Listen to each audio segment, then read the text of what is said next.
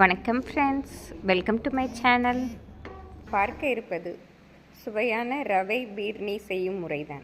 இது பொதுவாக முஸ்லீம் திருமணங்களில் இந்த ரவை பீர்னி கொடுக்கப்படும். இது மிக சுவையாக இருக்கும்.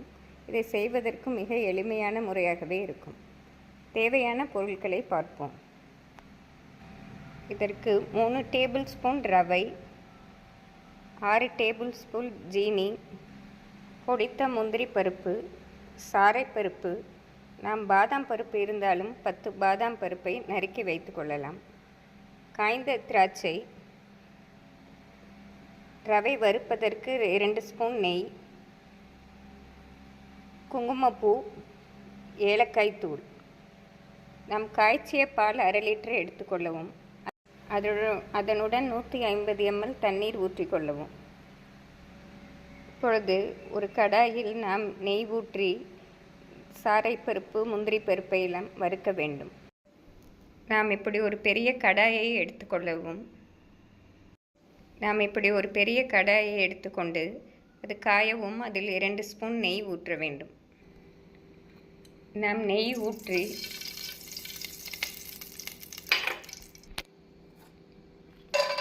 நாம் முந்திரி, சாரைப்பருப்பு,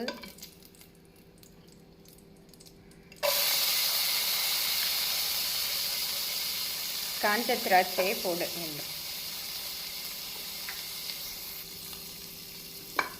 நாம் பொன்னிறமாக வறுபடையும் அதை ஒரு பிளேட்டில் எடுத்துக்கொள்ளலாம். வேறு ஒரு பிளேட்டில் அதை மாற்றிக்கொள்ளவும். இது நாம் கடைசியாக பீர்னி செய்து முடித்தவுடன் இதை கலக்க வேண்டும்.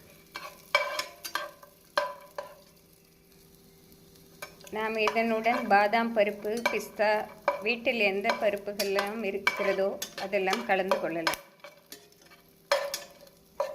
ஆனால் கண்டிப்பாக சாரை பருப்பு நாம் சேர்க்க வேண்டும்.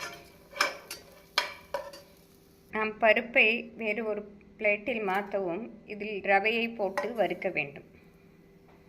நாம் எடுத்து வைத்திருக்கும் 3 டேபிள் ஸ்பூன் ரவையை போட்டு பொன்னிறமாக வாசம் வரும் வரை வறுக்க வேண்டும். இப்பொழுது ரவை நன்கு வறுபட்டு வாசம் வந்துவிட்டது. இந்த சமயம் பாலை நாம் சிறிது சிறிதாக கட்டிப்படாத வண்ணம் ஊற்ற வேண்டும். எடுத்து வைத்திருக்கும் பாலை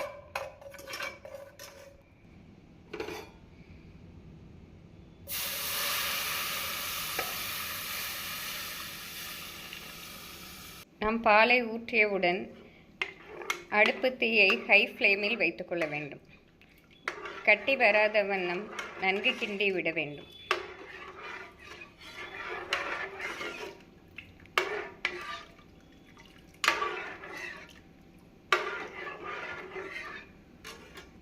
நாம் நன்கு ரவையை வறுத்ததால் கட்டி விழுவதற்கு வாய்ப்பு கிடையாது. இருந்தாலும் நாம் கிளறி கொண்டே இருக்க வேண்டும்.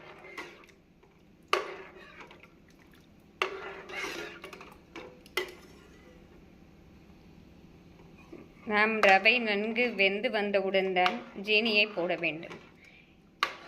பீர்னிக்கு நாம் மில்க் மேடையும் ஊற்றினால் சுவையாக இருக்கும். இப்பொழுது ரவை நன்கு வெந்து வந்துவிட்டது. நமக்கு அதை பார்த்தாலே அந்த பதம் தெரிய வரும். இப்படி நன்றாக வெந்து ஒரு கொதி வந்ததும் இந்த சமயம் நாம் எடுத்து வைத்திருக்கும் குங்குமப்பூவையும் 1 ஸ்பூன் ஏலக்காய் பொடியையும் சேர்க்க வேண்டும்.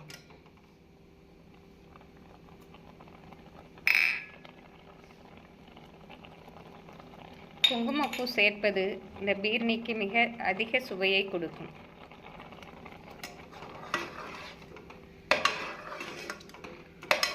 நாம் ரவை போட்டு ஒரு 5 முதல் 7 நிமிடம் வரை ஹை ஃப்ளேமிலே கொதிக்க விட வேண்டும். அப்படிதான் சீக்கிரம் வெந்துவிடும். இப்படி கொதிக்க விடுவதால் ரவை நன்றாக வெந்து வந்துவிடும். இப்பொழுது குங்குமப்பூ போட்டு நாம் ஒரு 2 நிமிடம் நன்றாக கொதிக்கவும் எடுத்து வைத்திருக்கும் 6 டேபிள் ஸ்பூன் ஜீனியை கலக்க வேண்டும்.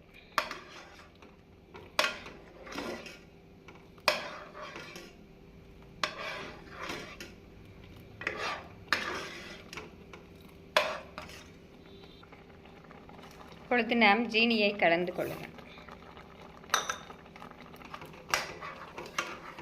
ஜீனி போட்டு நன்றாக ஒரு கொதி வந்ததும் நாம் வறுத்து வைத்திருக்கும் முந்திரி பருப்பு, சாறை பருப்பை இதனுடன் கலந்து கொள்ளலாம்.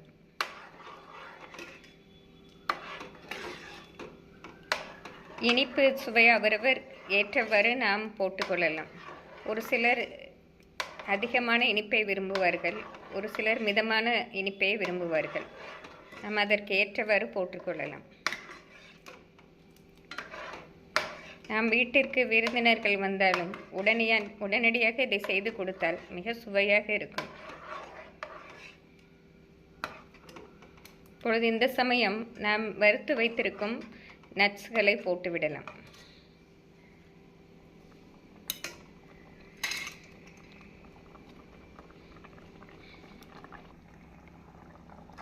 ஃப்ரெண்ட்ஸ், சுவையான பீர்னி ரெடியாகிவிட்டது.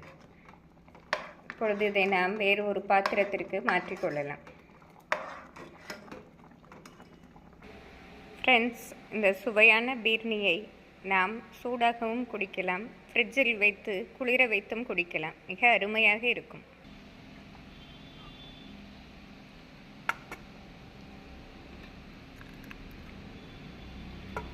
நாம் இப்படி ஒரு கேஸ் டம்ளரில் ஊற்றி குழந்தைகளுக்கோ பெரியவர்களுக்கோ கொடுத்தால் விரும்பி குடிப்பார்கள். ஃப்ரெண்ட்ஸ், இதை செய்து பார்த்து எப்படி இருக்கிறது என்று கூறுங்கள். நன்றி, வணக்கம்.